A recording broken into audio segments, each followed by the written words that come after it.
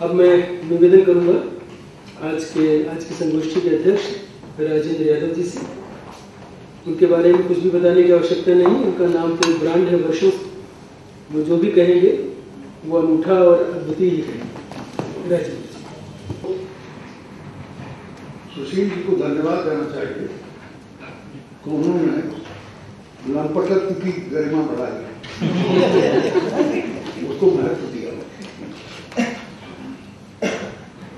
सही बात है कि जो आदर्शवाद है यानी प्रेम का जो विरोधी है वो यथास्थितिवाद दिखता है और उस यथास्थितिवाद को लंपट ही तोड़ते हैं। जिन्हें हम जो तोड़ते हैं उन्हें हम लंपट कहते हैं।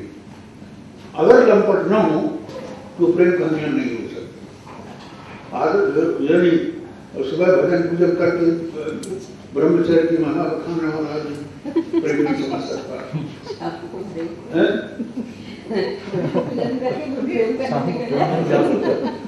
तो इसलिए मैं धन्यवाद देना चाहता हूँ उनको। श्याम सखा श्याम जी कि इनकी कहानियों ने मुझे नॉस्टैल्जिया भी पहुंचा दिया।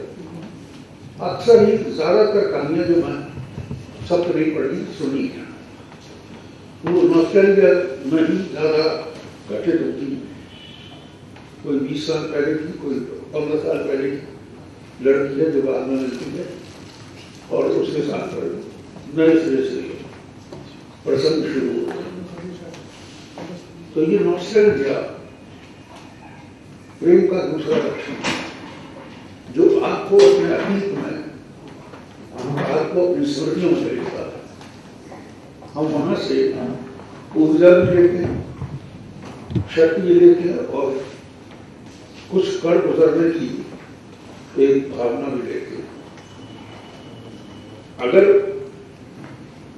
इन कहानियों को मध्य वर्ग के ऐसे एक शब्द का मैं इस्तेमाल करना चाहता हूं, माफ करेंगे, ऐसे निठल्ले व्यक्ति की कहानियां हैं जो सिर्फ प्रेम की बात नहीं सोचता, बाकी उसकी जिंदगी में और कुछ नहीं।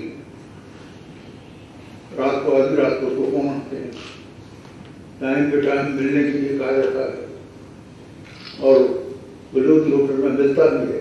तो ये जो एनकाउंटर कहानी में और कहानी बिल्कुल एक दूसरे धरातल पर चली जाती है, बल्कि दूसरी कहानी हो जाती है कि वो जो उनकी पुरानी प्रेमिका या जो मिली है उसको पाइप पीने से ही एक्साइटमेंट होता है। पाइप की गंध उसको विभोर करती है और ये साथ पाइप पीते। इस कहानी को पढ़ते हुए मुझे मंटो की एक बहुत प्रसिद्ध कहानी है बूंद, उसका ध्यान आता है। उसमें एक मछुआरे या बम्बई में जिसे घाटन कहते हैं, ये एक साहब हैं जो वहां रहते हैं मुंबई में और उस घाटन को बुलाते पैसे वैसे देते हैं। तो जब पहली बार उस घाटन के बगलों से जो गंध आ रही है वो इनको इतनी उत्तेजक लगती है तो उन्हें लगता है कि मैं बड़ी बड़ी सुंदरियों के साथ स्वयं सब है, लेकिन इस तरह का संतोष मैंने कभी किसी से नहीं पाया। मुझे उसकी कहानी की याद आई। खैर, एक तीसरी बात जो मुझे लगती है, यानी कहने को तो हम कह सकते हैं कि ये कहानियां नई कहानियां वाले युग का एक्सटेंशन है, मगर एक्सटेंशन के अलावा जो चीज मुझे इन कहानियों में लगती है वो है खलनायक की मृत्यु। नायक की मृत्यु तो बहुत बार हुई है। इन कहानियों में मुझे इस तरह की कहानियों में खलनायक नहीं दिखाई देता। जो खलनायक है वो पुराना प्रेमी है, बल्कि वही नायक हो जाता है। जैसे जो पहले जमाने में जिसे खलनायक कहा जाता था, धीरे धीरे वो स्थान बदलकर फिर नायक हो जाता है। ये स्थानांतरण नायक का बहुत महत्वपूर्ण है। उसे इस दृष्टि से देखना चाहिए कि बदलते हुए सामाजिक दबावों में किस तरह जो मान्यताएं हमारे लिए कभी एक धारणा प्रस्तुत करती थी वो आज बदल रही है और दूसरी दिशा में आ रही है। इन कहानियों की भाषा निश्चित रूप से ऐसे व्यक्ति की भाषा है जो कहानियां लिख नहीं रहा, देख रहा है, यानी उद्देश्य प्रस्तुत करती है। मेरा मन होता था कि मैं इसे पढ़ूं, लेकिन इधर कुछ अनुभवों की दिक्कत की वजह से नहीं पढ़ पाया। लेकिन जो सुनी है मैंने कहानियां वो मुझे बहुत अच्छी भी लगी और ये भी लगा है कि कहीं शायद हल्की सी का दोहराव की कहानियों है, एक ही बात है जो शुरू से आखिर तक छाया हुआ है, चाहे उसे लेखक कहे या अपना प्रोटैगनिस्ट कहे, कुछ भी कहिए। अब ये दूसरी बहस है कि लेखक और मुख्य पात्र में अंतर क्या होता है। यह अंतर कुछ नहीं होता, बेकार की बात है। लेखक ही अपने आप को अनेक पात्रों के माध्यम से जो बात कहना चाहता था उसकी अपनी होती है। वो कभी किसी पात्र के माध्यम से होती है, कभी किसी स्थिति के माध्यम से होती है और कभी कहना चाहिए पूरी कहानी के माध्यम से होती है। ये पात्रता या पात्रों की बदलती हुई स्थिति हमें पुरानी प्रेम कहानियों से अलग करती हुई दिखाई देती है, जिसे सामाजिक दबावों में बदलाव के अनुसार ये कहानियां भी हैं, प्रेम कहानियां भी हैं, हमें रोमांटिक दुनिया में भी ले जाती हैं, लेकिन इसके साथ ही बदलते हुए सामाजिक मूल्यों की तरफ भी इशारा करती हैं कि अच्छी तरह वो नहीं रही जो हुआ करती थी। इसलिए मैं बधाई देता हूँ अपने मित्रों को जो डॉक्टरी करते हुए जहाँ सब तरह की सुविधाएं हैं, ये कहानियां पहले खुद जीते होंगे कहानियां, उसके बाद कर डालते यही होता होगा। फिर भी मैं बधाई देता हूँ और धन्यवाद देता हूँ कि आपने मुझे ये अवसर दिया।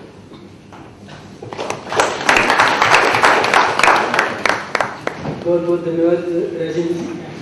और आज की संगोष्ठी के इस आयोजन के सूत्रधार डॉक्टर अजय नवरिया जी से मैं निवेदन करूंगा कि विधिवत आप सबके प्रति धन्यवाद ज्ञापन करें।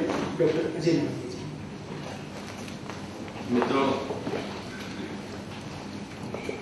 क्योंकि मैं सूत्रधार कहा जा रहा हूँ, मैं निमित्त मात्र हूँ।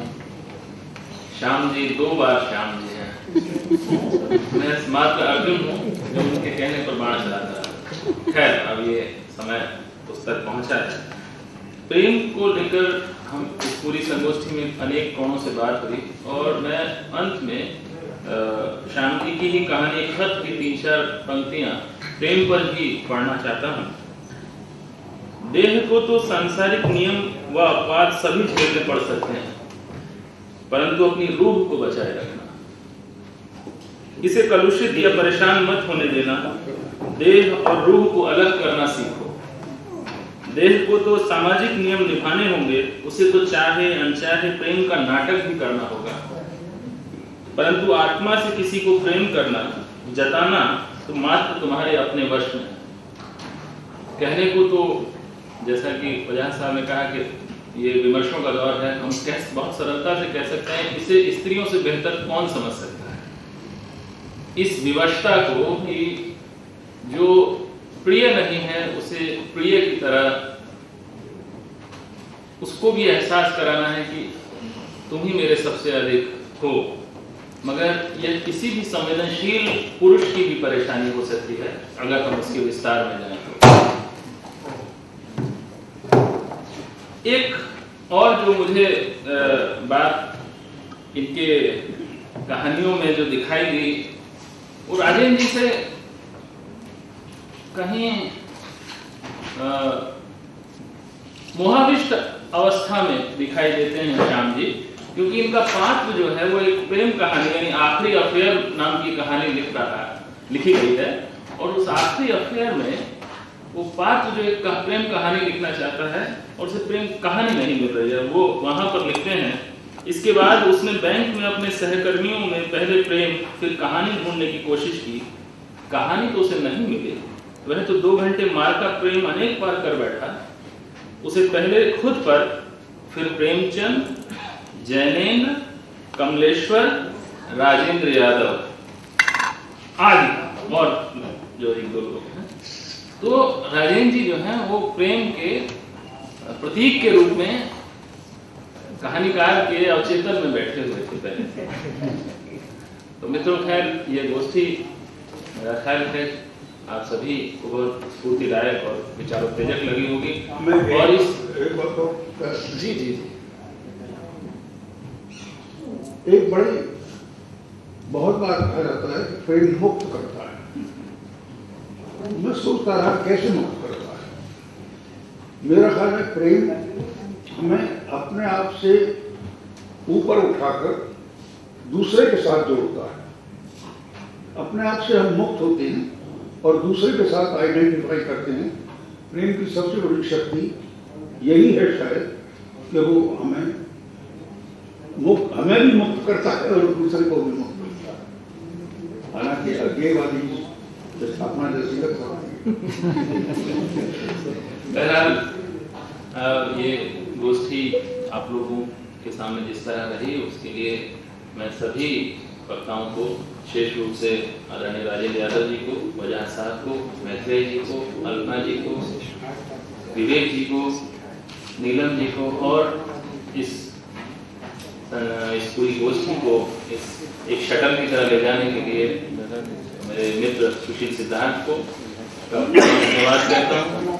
हमारे लेखक को भी कि उन्होंने इतनी दूर से आकर हमारा साथ दिया। और किताब के प्रकाशक सत्यव्रत जी को मैं बहुत हार्दिक धन्यवाद देता हूँ, आभार प्रकट करता हूँ कि उन्होंने इतनी सुंदर किताब छापी।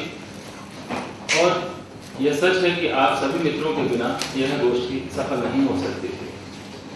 तो सभी वरिष्ठ और हम सफल मित्रों को मैं धन्यवाद कहता हूँ, उनका कृतज्ञ हूँ कि वे आए, क्योंकि इस समय में जो सबसे मुश्किल काम है, मैं वजाहत साहब की कहानी की बात नहीं कर रहा हूँ, मुश्किल काम सबसे मुश्किल काम मैं बात कर रहा हूँ समय के वक्त। ये वक्त बहुत मुश्किल है और हमारे पास सच में अगर कितने अच्छी गोष्ठी के लिए वक्त निकलता है तो यह इस बात का प्रमाण है कि संवेदनशीलता हमारे अंदर किस ग्राफ में है। आप सभी का मैं आभार प्रकट करता हूँ।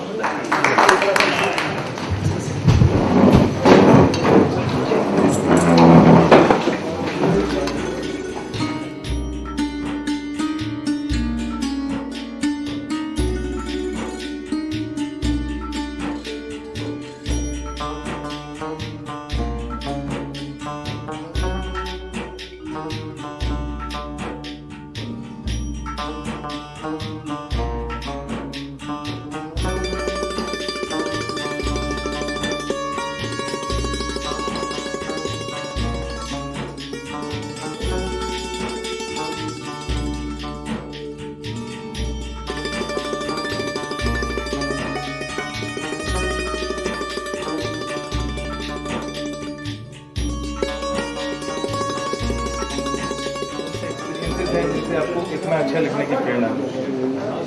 भैया जीवन अपने आप में महत्व है और मैं क्योंकि चिकित्सक हूँ तो शिक्षा में हमारे पास बच्चे से लेकर बूढ़ा तक आता है। और कुछ ऐसा हुआ, मेरे अध्यापकों ने जिस तरह बताया था कि सुनना सीखो मरीज की, वो तुम्हें अपनी बीमारी बता। जो मैंने सुनना आरंभ किया तो उन्होंने बतलाना आरम्भ कर दिया। ये कहानियाँ उन्हीं का नतीजा है और इसीलिए आप सबने सुना कि ईश्वर की कृपा से इतने बड़े साहित्यकारों ने उनकी प्रशंसा की, क्योंकि वो यथार्थ है जो कुछ कर रहा है समाज, प्रेम के माध्यम से।